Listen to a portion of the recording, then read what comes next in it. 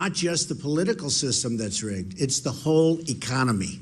It's rigged by big donors who want to keep wages down. Taxes too high, wages too high. We're not going to be able to compete against the world. I hate to say it, but we have to leave it the way it is. It's rigged by big businesses who want to leave our country, fire our workers, and sell their products back into the United States with absolutely no consequences for them. As a line of clothing. Now, where were these made? These were made, I don't know where they were made, but they were made someplace. But they're great. It's ties, shirts, cufflinks, everything sold at Macy's, and they're doing great. #1 selling tie anywhere in the world. #1 selling tie anywhere in the world. Shirt, you wouldn't wear that shirt? We also have them in white and beautiful white. Where are the shirts made? Bangladesh. Well, it's good. Okay. We employ people in Bangladesh. Ties? Where are the ties they made? Have to work These are too. beautiful ties. They are great ties. The ties are made in where? China? Ties are made in China.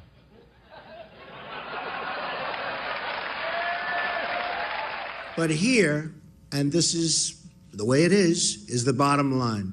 I started off in Brooklyn, New York, not so long ago, with a small loan.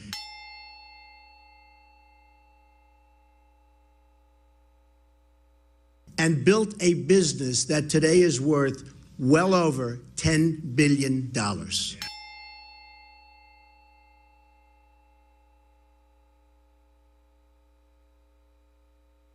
If I'm elected president, I will end the special interest monopoly in Washington, D.C.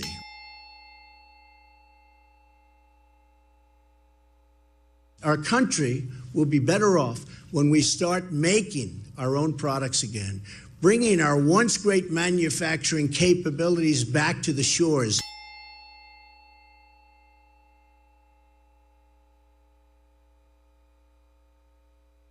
I mean, we have to bring our manufacturers back to the United States. Desperately needed. Desperately, we need those jobs. And we need it even from our psyche.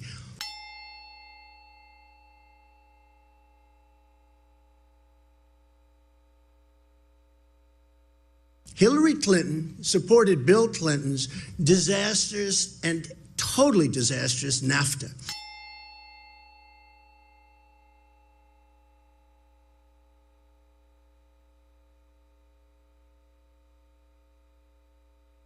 Thanks to Hillary Clinton, Iran is now the dominant Islamic power in the Middle East and on the road to nuclear weapons.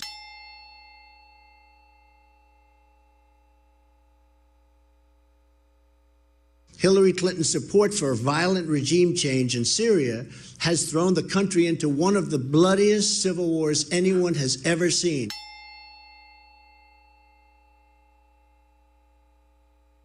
ISIS threatens us today because of the decisions Hillary Clinton has made along with President Obama.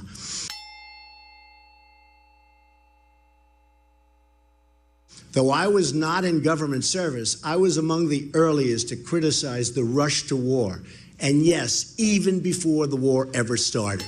Are you for invading Iraq? Yeah, I guess so.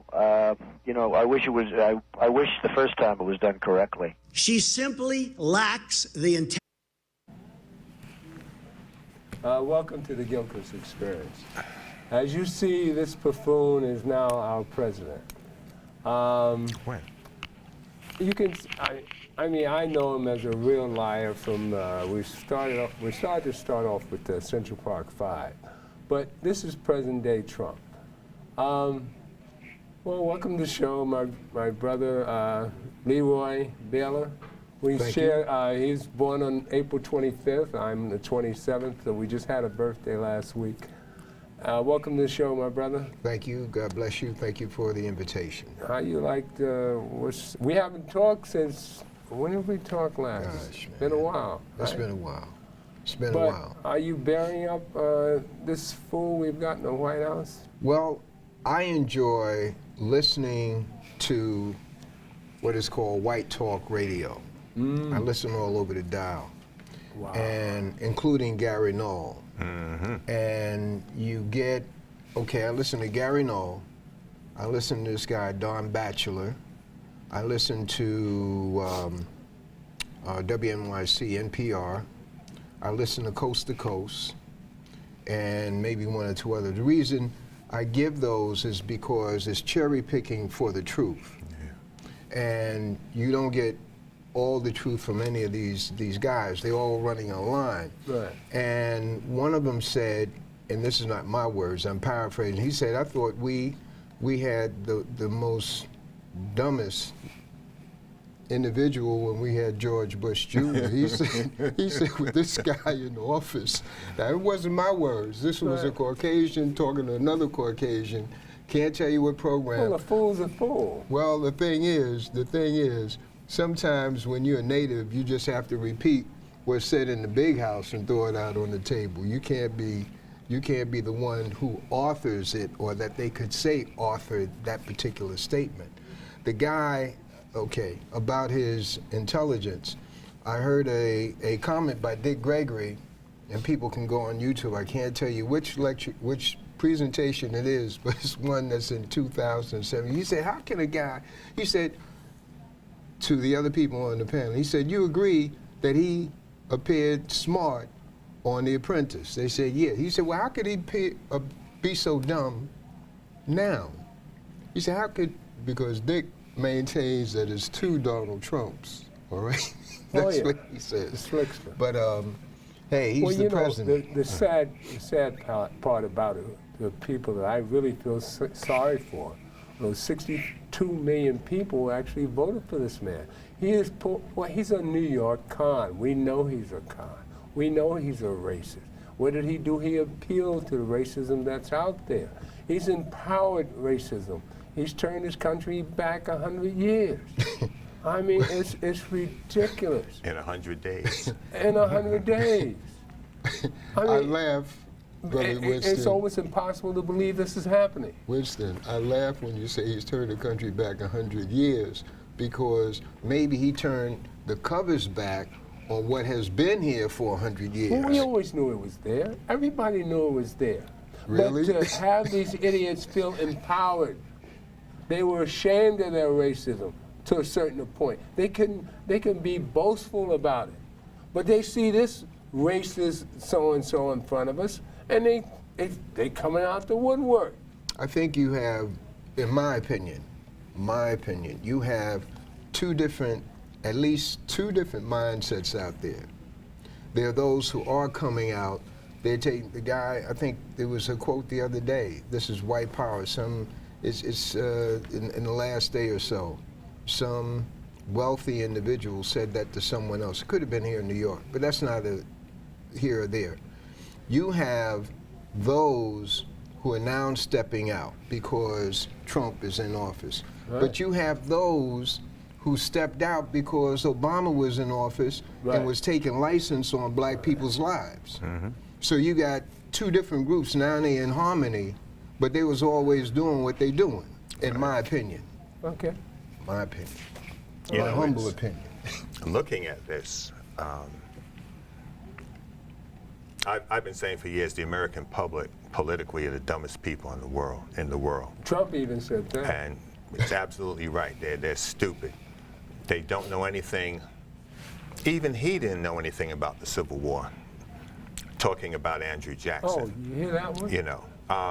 Oh, man. When the guy that had the late night show on NBC, Letterman, they used to go out on the street and interview people. Yeah. And you hear the stupidity of the people. They don't know anything about the country. Right. They can't name the capital of the state they're in.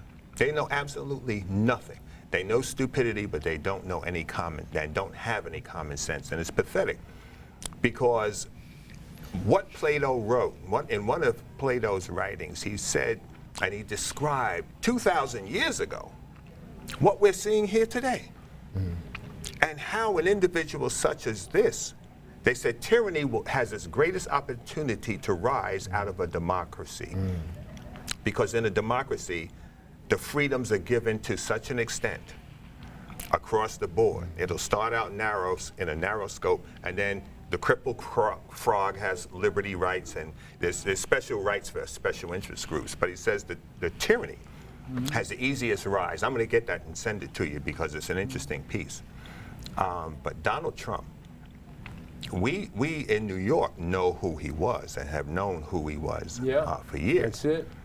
This is the grandson of a pimp. A grandson of a pedophile. His grandfather ran a brothel in the Canadian Klondike in 1895. He prostituted women and children. You know, made good money, made about $500,000, went back to Germany and got kicked out because he would not serve the motherland, and he came here. His father had alliances with the Ku Klux Klan. So we know that side of him. That's the atypical white racist side. But looking at his business side, looking at the people he's brought in to work with him in this administration, that's the key, because we knew that many of the congressmen and senators were millionaires. They don't even cut the bill anymore. You have to be a billionaire. Looking at the hearings today, Comey was on again this afternoon. I didn't get a chance to see it. And looking at Sessions, you know, the things that come out of Sessions' mouth tells you that he's an old school, white, Southern white bigot. Alabama. And you will always find that no matter how a person professes, their actions speak louder than words. And it's going to be very critical these next few weeks with the hearings, with the former acting attorney general, when she testifies relative to the surveillance on the general. He could be charged with treason. And Trump can't say that he didn't know what the guy was doing. Flynn. And all of his business dealings in all of these countries around the world is another reason wherein he could and should be impeached. And I think the Congress is just laying back. They're failing to work. They're not doing any work right now at all. Well, the Congress, I mean, I'm just amazed at the Republicans. I mean, well, Lindsey Graham has stayed true to herself, you know. With this onslaught of the Russians, I don't know how they can stand this man. When you get involved, if you watch Rachel Maddow. Oh, man, Rachel. She should be running the CIA. The stuff she's coming Rachel up with. just puts all the stuff out there. Yeah. You just follow her program, and you see everything. Everything is exposed. But see, I think God, again, in his wisdom, has just put the truth right in front of us and watch these fools just scramble around and do whatever greed and selfishness and the truth will prevail in this case. Let's see how long it takes. This man is a buffoon. I mean, he's a liar, and everybody sees that. But they expect politicians to be liars. But not in your face. Not in your face. Like, you know what I'm going to do? I'm going to give the public a little taste of Donald Trump back in 1989. Well, in the Central Park 5. This is how we know Donald Trump. This guy wanted to be black back in these days. He hung out with all the black boxers, and I mean, we knew he was a racist because of his early beginnings, but here's where he really showed his true colors with the Central Park 5. All right, we'll just run this piece and we'll be right back at you. Give you a little lesson on your 45. You better believe that I hate the people that took this girl and raped her brutally. You better believe it. The vicious rape and beating of a 30-year-old investment banker, Tricia Miley, who was jogging in Central Park last night. 5 youths are in custody and are being questioned. The youngest is only 13. Trump put his money where his mouth is by taking out this full-page ad in 4 New York City newspapers. Bring back the death penalty. When I first saw this ad that Donald Trump made, I knew that this famous person calling for us to die was very serious.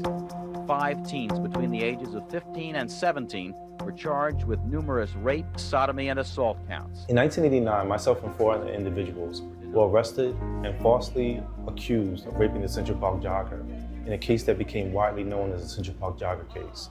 We became known as the Central Park 5.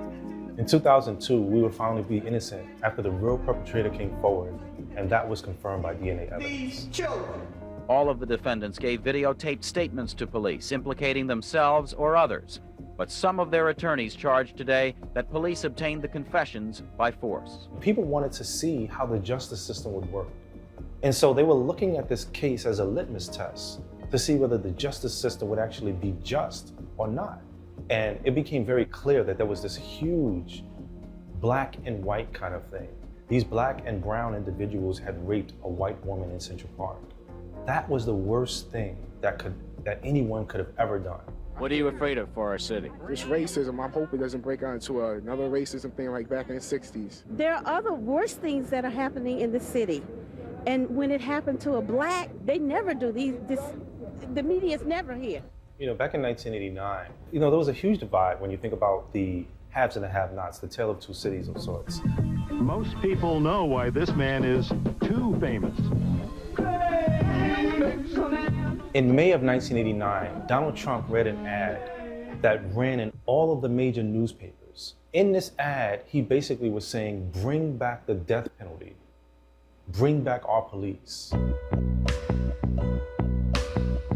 Common citizens were not given the opportunity to make their own judgments. Common citizens were being manipulated and swayed into believing that we were guilty. The simple premise was that if your name was in the paper, if you look like a criminal because of the color of your skin, well, you have to be guilty. So Donald Trump, he was the fire starter, I would say. Because when you think about going to jail for a crime that you didn't commit, 1 day in jail is too long. When we won the lawsuit, his stance was that we pulled off the biggest heist in New York City's history.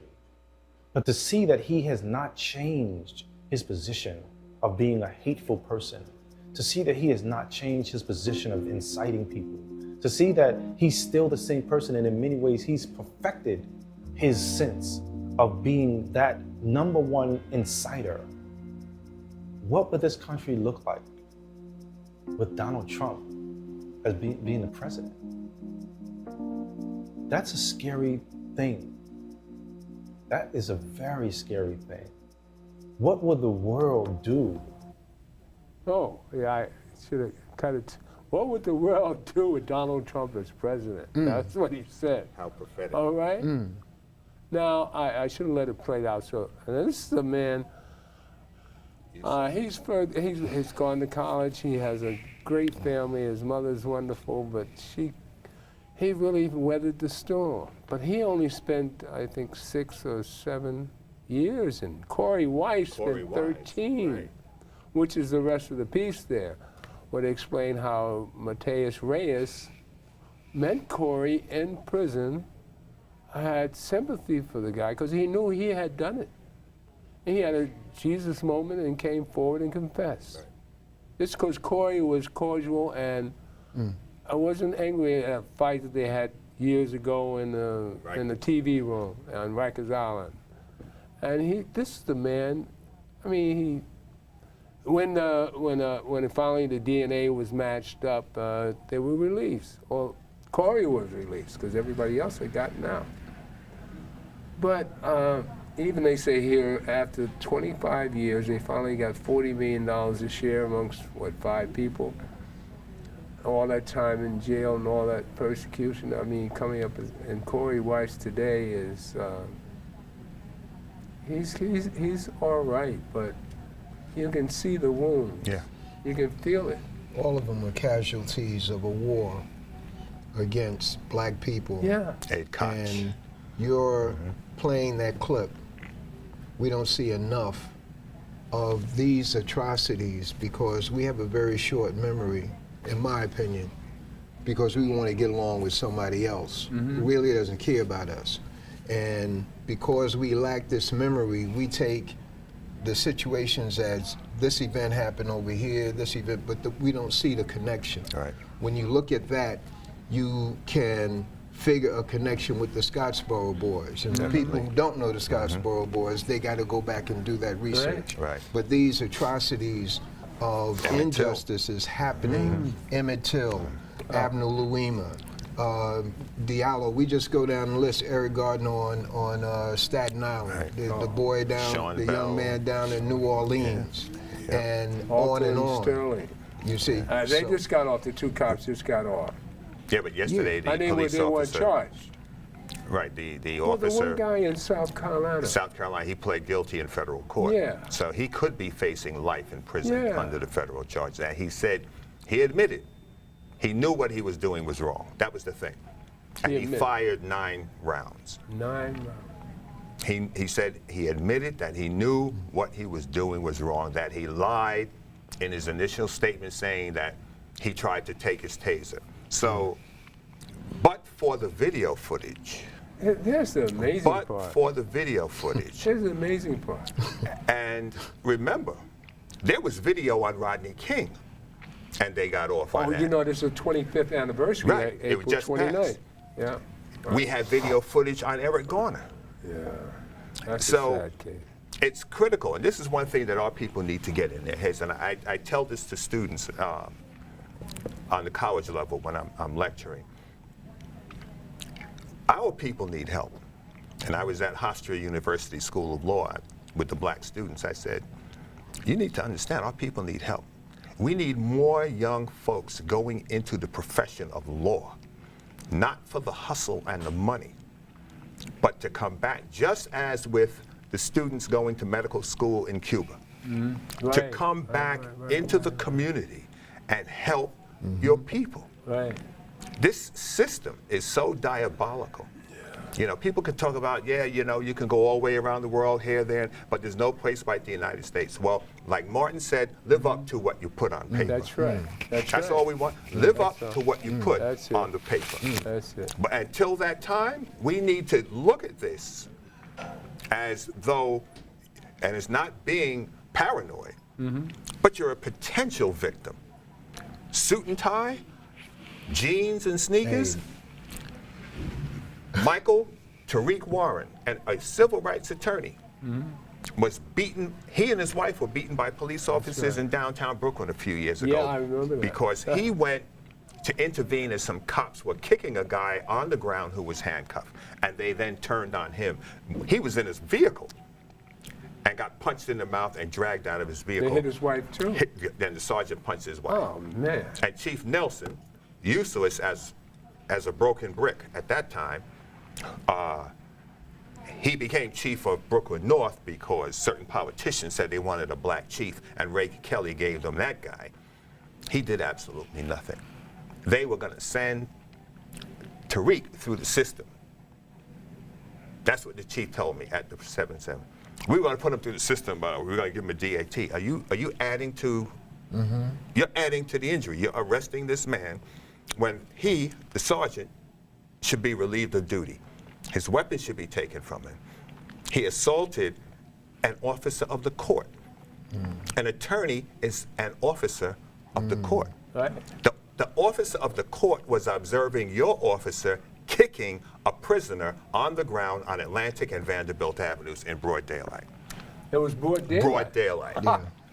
And you're giving him a desk appearance ticket for intervening and asking the question, I thought it was at night. what are you doing? I thought it was at night. No, it was daytime. It was daytime. Oh my goodness. So, and when we got to the 7-7, you would have thought they were filming Malcolm X out there with the mob of people that were around the precinct. But that colored chief, Nelson, did nothing to protect. We don't need black people in any position if they're not going to do what is right. We don't need anybody, white, black, Asian, Latino. We don't need them in any position if they're not going to do what is right and what is moral and what is in accordance with law. We don't need them. I've got a great hope that, you know, this whole country after Donald Trump makes a complete ass of himself, or people become alert enough to realize that we can't be the buffoons of the world.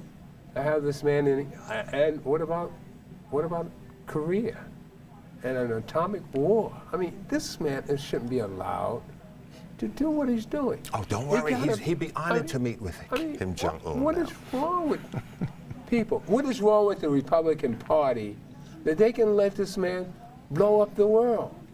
I don't understand it.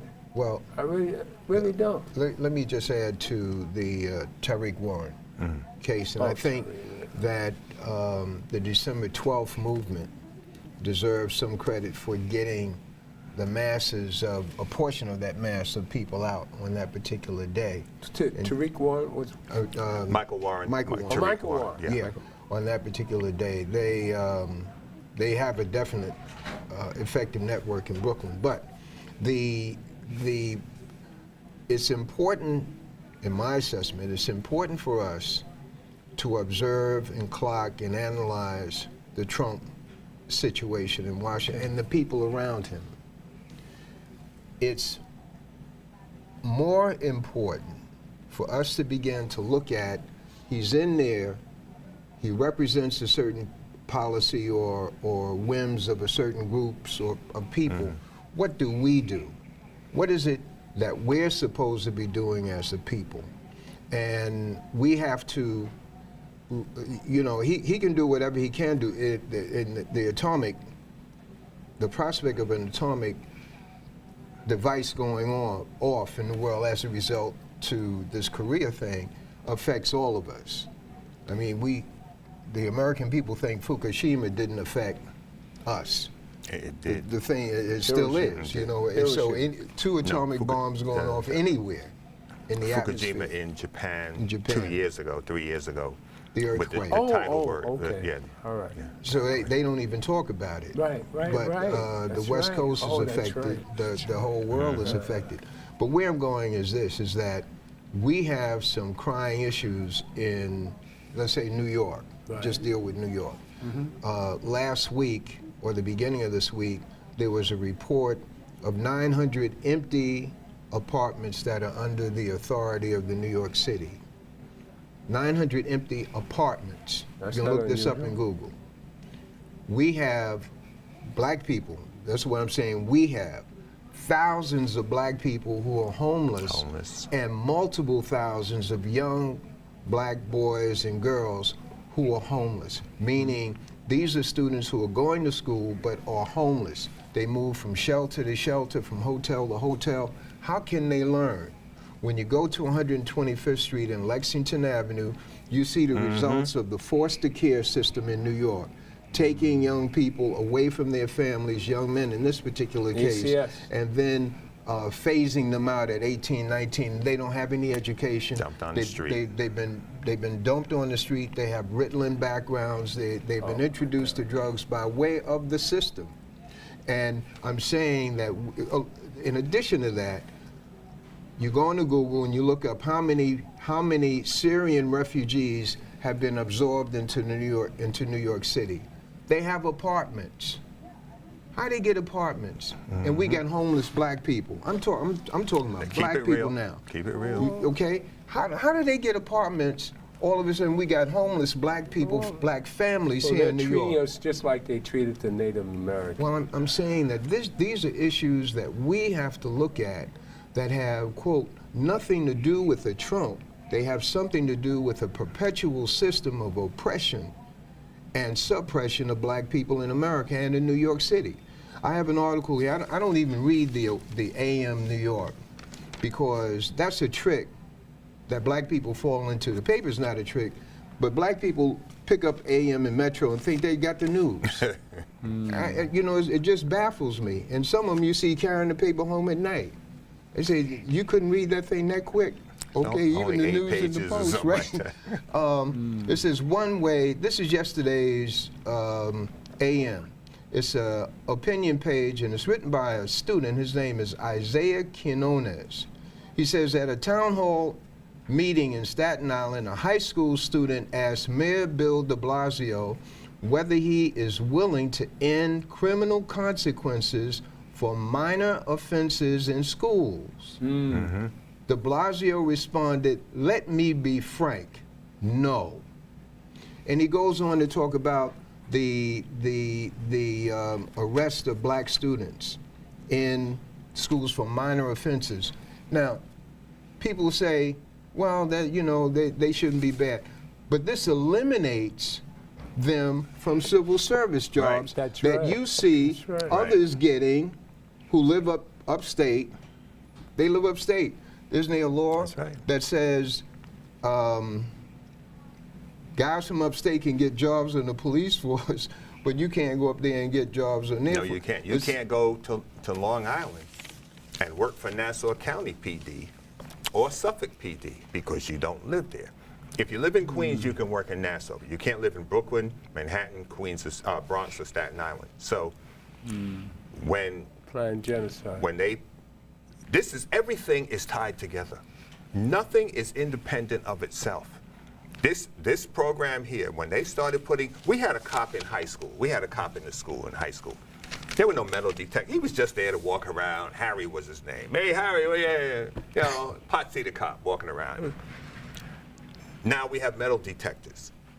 So our kids have become acclimated to being scanned. You're not in the airport, you're going to school. And we had fights in school. Now you get arrested and you're charged with assault. So we're criminalizing students early on, not looking at the behavioral patterns, not looking at diets of people and what's contributing to behavior. With the processed foods that kids are eating, you had a who was it, a mayor or a governor that said pizza was food? Who was that? Reagan? Reagan said that pizza was food. It was good for you. No, it's not. Pizza is not good for you. So we have to look at all of the aspects of what's going on, and we can't separate them. That ties in. This thing with the schools and the crime there ties in with the stop and frisk. Stop and frisk was a racist program. Of course it was. Sessions mentioned broken windows this week too. I'll come back to that with this Bill Bratton and Kelly with broken windows. But once you got that arrest, you have a problem getting a job. That's right. Which means, as you said, guys can come here from Long Island, Westchester, Rockland, Putnam, Dutchess County, and get these jobs. And it's a perpetuation of employment for some while others are being subjugated. You're talking about Syrians coming here and getting apartments, but black people are always the last people. Yeah. And this is what thing I have about human rights as opposed to civil rights. Right. Martin Luther King and others started this agenda. 60 years later, everybody has moved past us. You could come here from anywhere in the world and move ahead of black people in the line looking for justice and freedom and equality. Well, I think Reverend Sharpton is doing a good job to keep up the words of Martin Luther King, Reverend Dr. Martin Luther King. Well, all right, fellas, I just want to go back to Trump for a minute, because I find this more entertaining than ever in life. I'm just so aghast at how these people are going to get out of this. I mean, I don't understand it. I mean, anybody with a sane mind, anywhere close to politics, they've got to be baffled how this man is. I mean, I can't understand how they're letting him go on like this. All right, they got Gorsuch in there. That's enough. Okay, guys, now the game, the gig is up. This man might blow up the world. All right, let's go back to some more of his lies. And this is up to date, all right? Trump, you have that clip? It's continue the one we started already. You got that? The Republican Party is in a state of disarray. Yes. And temperament to serve in the office. From the bottom of my soul, I know this to be true.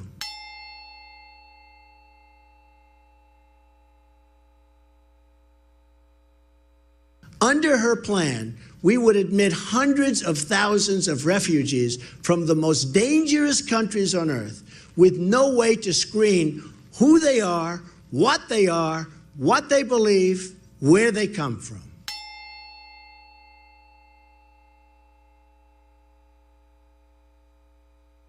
The father of the Orlando shooter was a Taliban supporter from Afghanistan, one of the most repressive anti-gay and anti-woman regimes on earth.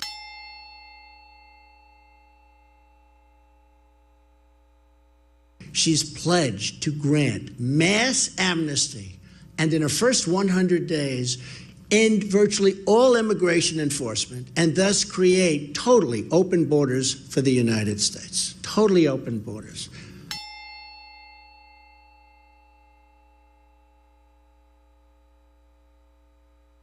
Hillary also wants to spend hundreds of billions of dollars to settle Middle Eastern refugees in the United States on top of the current record level of immigration that we already have.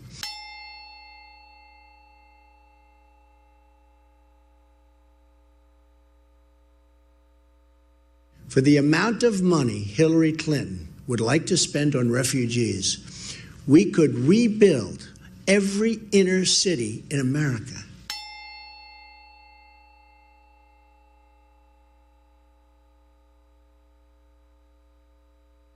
We'll lift restrictions on energy production.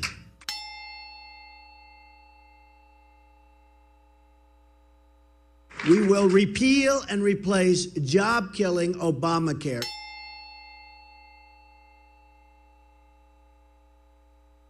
It is a total disaster.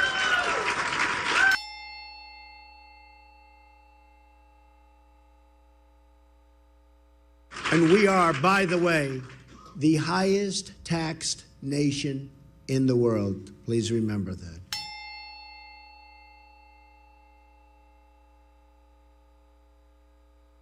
Hillary Clinton's message is old and tired.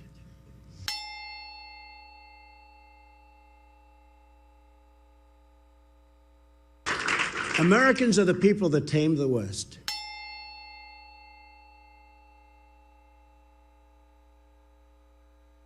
That dug out the Panama Canal.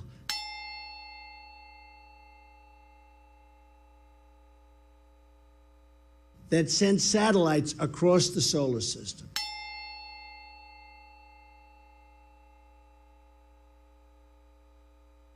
Americans, the people that we love, Americans, America first.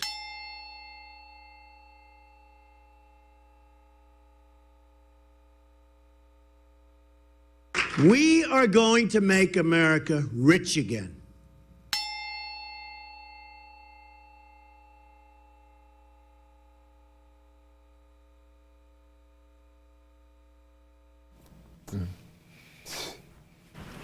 I mean, I just thought that would be entertaining for us to really get a good inside scoop on what this 45 is doing. I mean, it's scary. But I hope so. I hope the Republicans have Lindsey Graham. I'm counting on Lindsey Graham now. I mean, and him and the other one, the Paul vet. Ryan. No, not Paul No, Ryan. not Paul Ryan. They're talking about getting rid of Paul Ryan, too. Yeah. No, but I'm looking forward to see this man pay for his treason. Because this whole Russian thing has got to come out. I don't know how they're letting this go down. I mean, he is in cahoots with Putin. There's a guy who And is one thing other I want to go over there.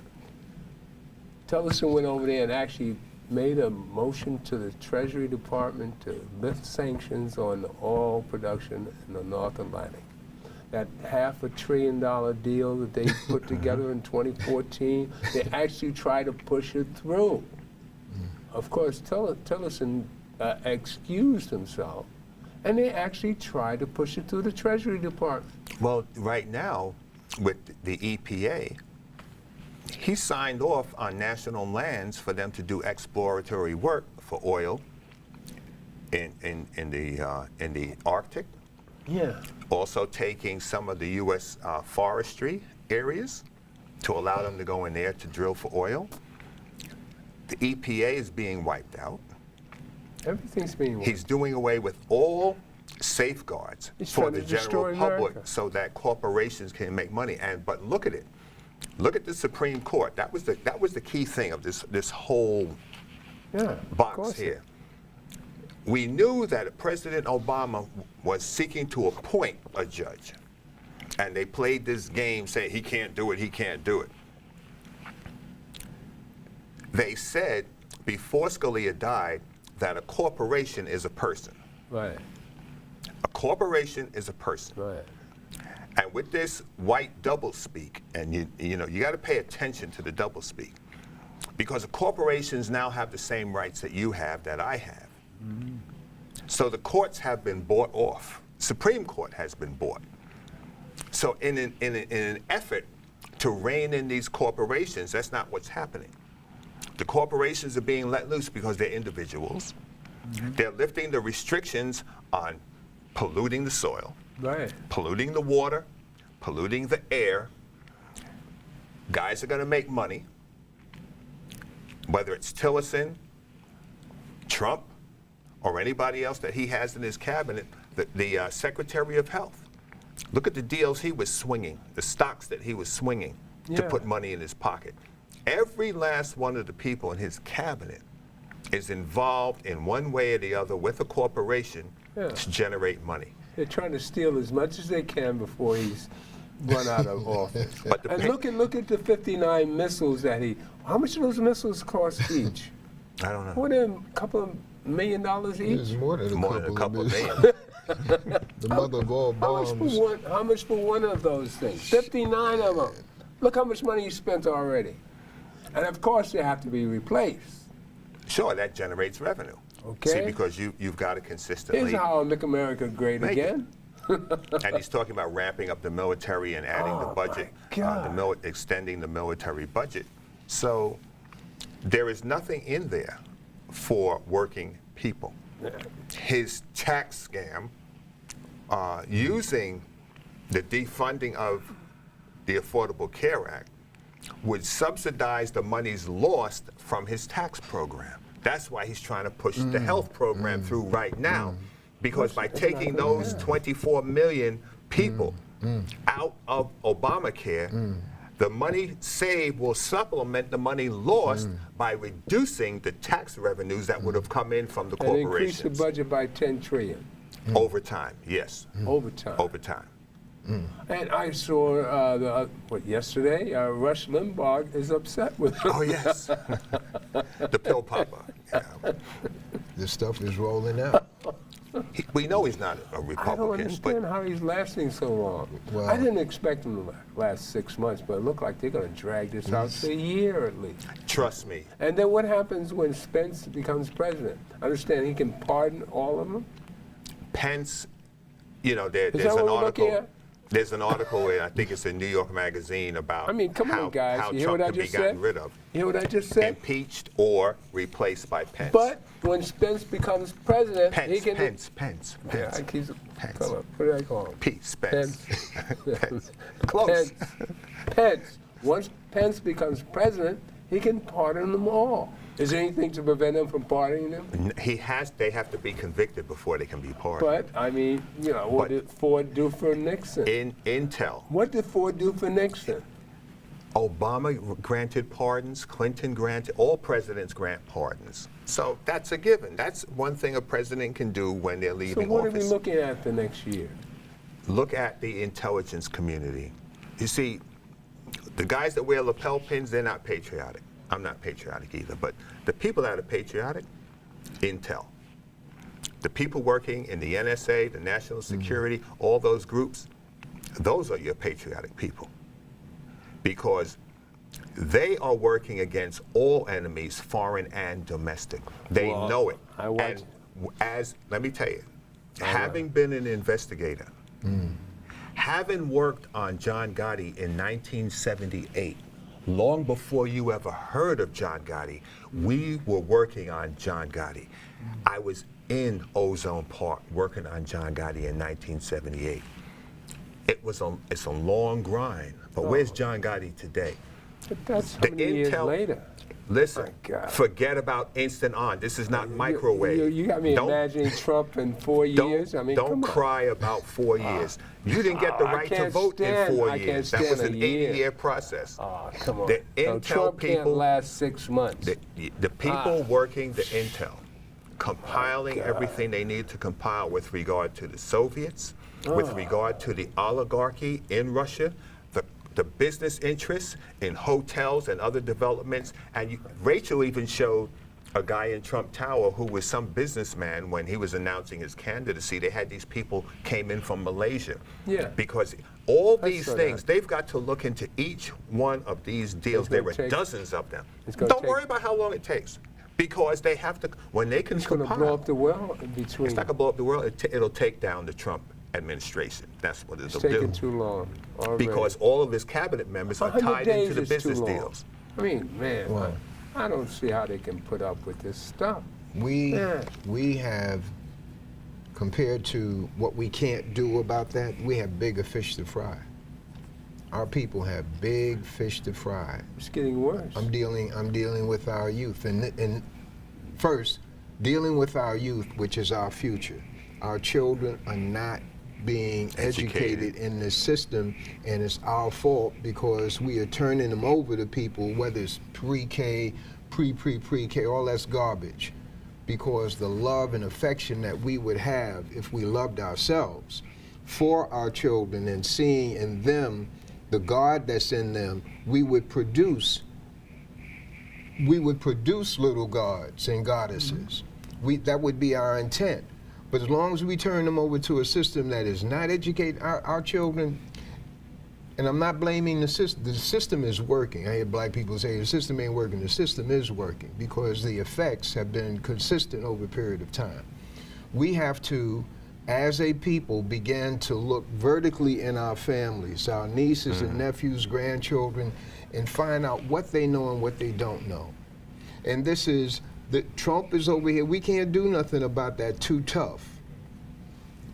What is happening with the Trump thing and the Democrats and the Republicans is that black people are being put in a position to no longer give our mental allegiance to people who can't lead themselves.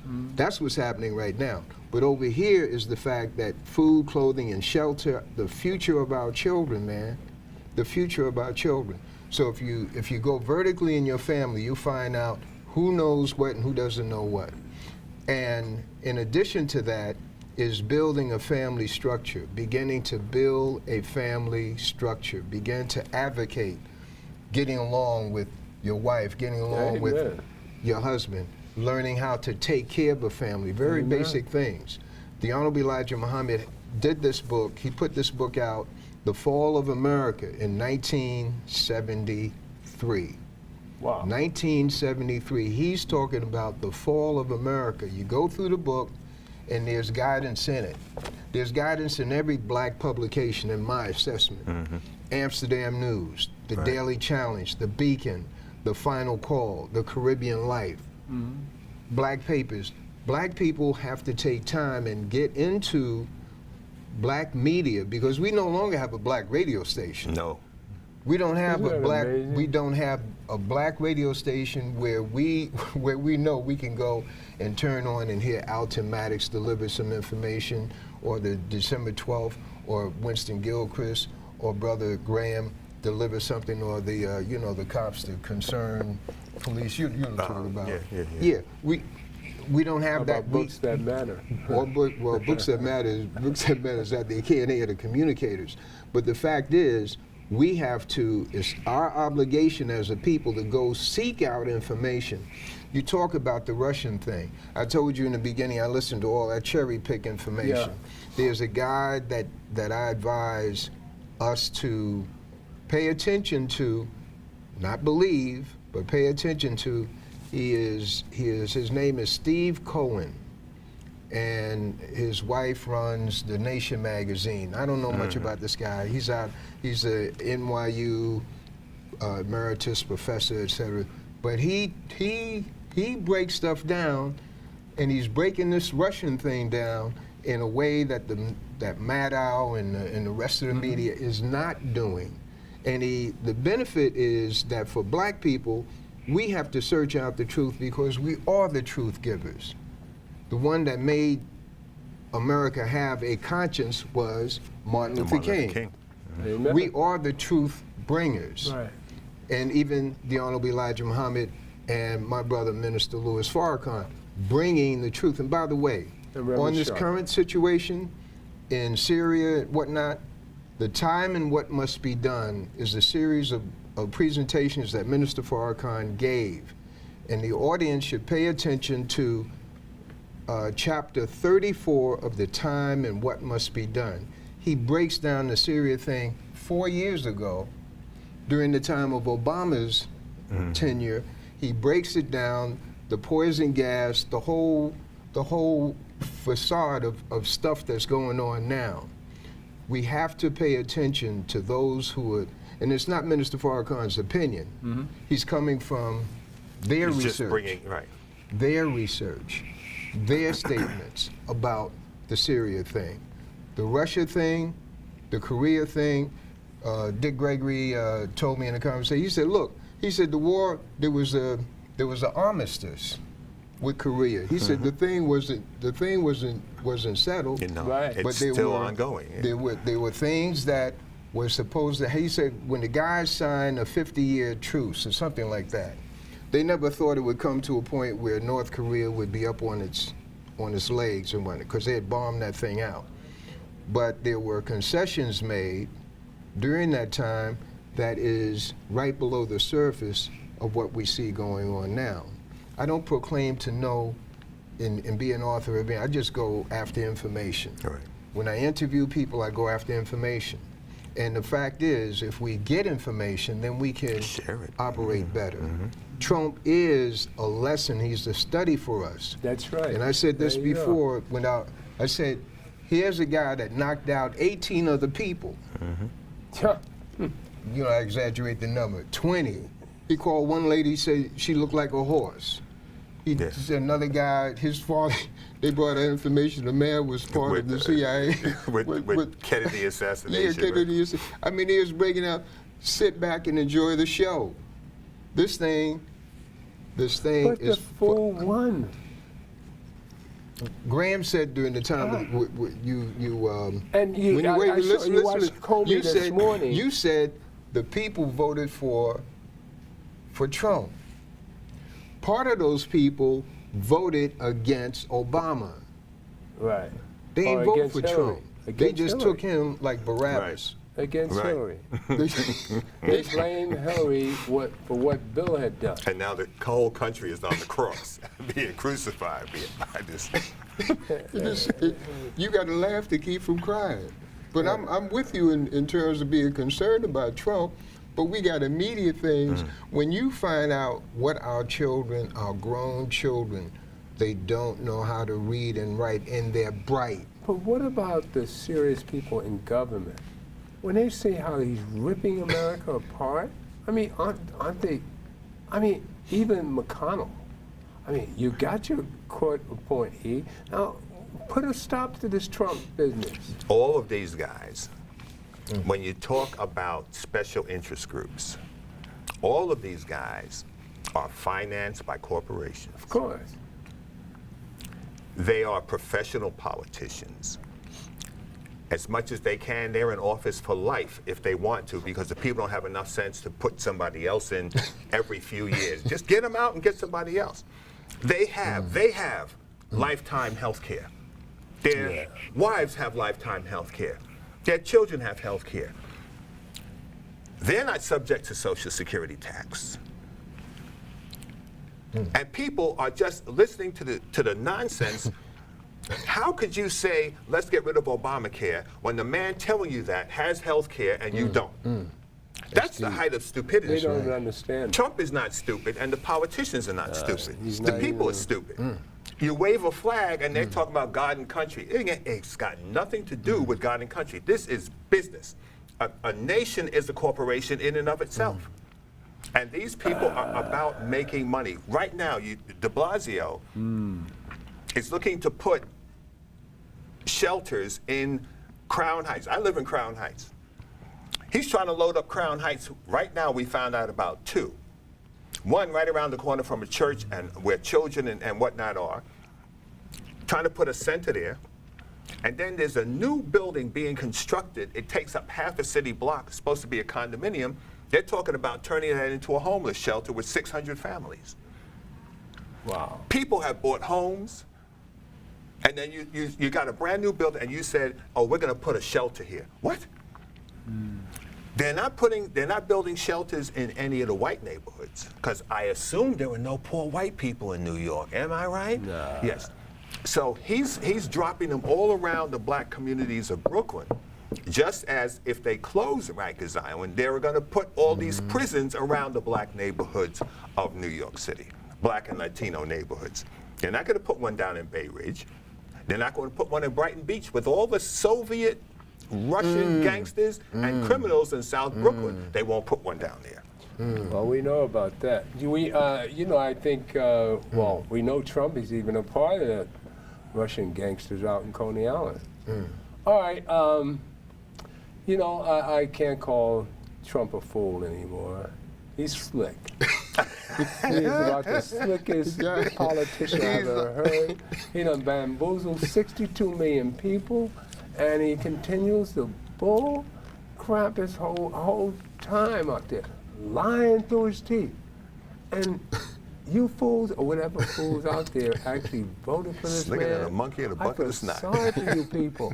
I mean, God help you. Open your eyes, man. Do something about this fool. Not fool. Wait, be careful what you say now. Genius. Don't say do something about it. People take that the wrong way. No, do something.